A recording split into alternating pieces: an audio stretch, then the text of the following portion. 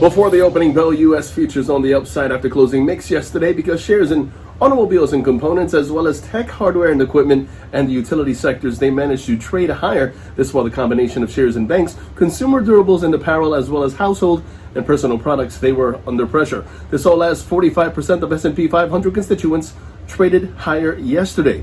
Now, after the markets closed, we have a bit of action. JP Morgan losing some ground pre-market after posting first quarter managed net interest income of $13 billion, slightly below expectations. On the other hand, first quarter EPS beating forecast.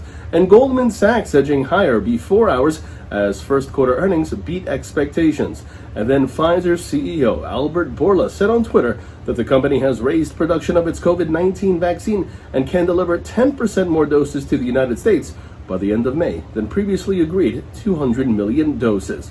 Taking a look at today's expectations in terms of earnings, we first have Wells Fargo on the docket, and then on the economic docket before the opening bell we have the release of the MBA mortgage applications as well as import prices and export price figures. Then at noon we have a speech from Fed Chair Jerome Powell, followed by the Fed Beige Book in the late afternoon hours. Taking a look now at the markets, the S&P 500 is where we begin.